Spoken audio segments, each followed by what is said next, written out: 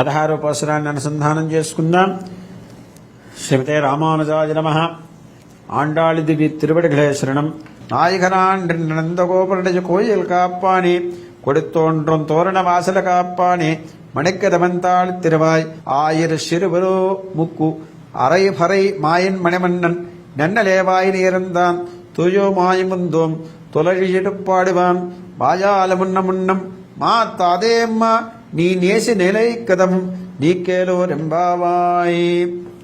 ప్రతిపదార్థం చెప్పుకుందాం. అర్థాలు: నాయకవాన్ నిన్న నందగోపునుడయా, మాకు స్వామిగారున్న నందగోపుల వారి యొక్క కోయిల్ తిరుమాళిగను కాపానే పరిపాలించు మహానుభావ అంటే రక్షించేటువంటి వాడా అని అర్థం అని గృహరక్షకుని పిలిచిరి.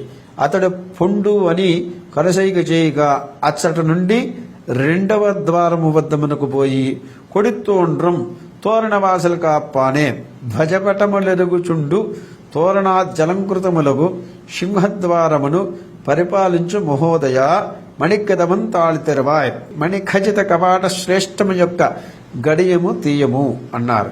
మీరెవరో, మిమ్మెట్లు నమ్మి లోన ప్రవేశము పెట్టగలను అనినా ఆయిర్ కుడి చేయి ఎడమ చేయి అని వివక్షత తెలియకున్న గొల్లకులమున పుట్టిన, అంటే వాళ్ళకి గొల్ల కులాల్లో పుట్టినటువంటి వాళ్ళకి భగవంతుడే పరప్రాప్యం గాని ఇది ఎడమ చెయ్యా ఇది కుడి చెయ్యా అన్నటువంటిది వాళ్ళకి అక్కర్లా.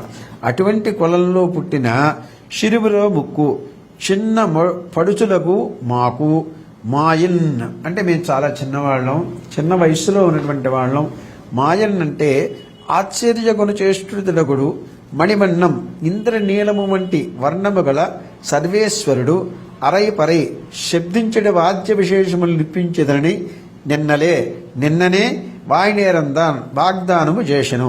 మీరు ప్రయోజ అనంతరము అనినా తుయిల్ ఇడిపాడవాన్ నిద్ర నుండి మేల్కొలుపు పడనవాడై బంధోం భగవత్ సన్నిధికి వచ్చియున్నాము కనుక అమ్మా ఓ స్వామి మున్నం మొట్టమొదటనే వాయాల్ నీ నోటితో మాత్తాదే ప్రతి నిషేధము చెప్పకము.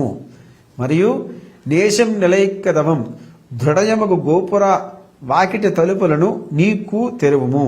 ఏల్వోర్ ప్రశస్తాద్వితీయము ఎంపావై ఆయ్ మన వ్రతం పూర్తి నొందును. ఇక్కడ ఏమంటున్నారంటే విశేషంగా 16వ పాసనంలో ఆళ్వారందరూ ఆచార్యులందరూ కూడా కలిసి నందగోపుని యొక్క ఇంటికి వచ్చి అక్కడ ఉన్నటువంటి కృష్ణ పరమాత్మని చూడాలన్నటువంటి కాక్షతో తలుపు తెరివమ్మా అనేసి అన్నారన్నమాట. నందగోపుణ్ణే ప్రార్థన చేశారు.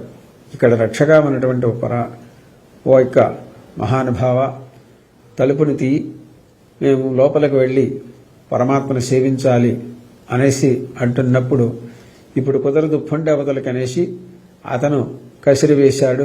దాంతో బాధపడుతూ దక్షిణ గోపురానికి వెళ్ళారు. అక్కడ ఉన్నటువంటి వారిని ప్రార్థన చేశారు. దాంతో ఎందుకు మేము తలుపు తీయాలని వాళ్ళు అడగటం, దానికి వచ్చినటువంటి కారణం చెప్పారు. ఆశ్చర్యగును చేష్టులైనటువంటి అనాది అయినటువంటి ధర్మస్వరూపుడైనటువంటి పరమాత్మని మేము పొందాలి అనేటువంటి ఉద్దేశంతో వచ్చాము. మేమందరం కూడా చిన్న వయసులో ఉన్నటువంటి గొల్ల పిల్లలము కాబట్టి దయచేసి మాకు ఆ యొక్క స్వామి దర్శనాన్ని కలిగించటానికి హితోధికమైనటువంటి మీ సేవగా తలుపులు తెరవుము స్వామి అనేసి ప్రార్థన చేశాడని మనకు ఇప్పుడు తెలుస్తూ ఉన్నమాట.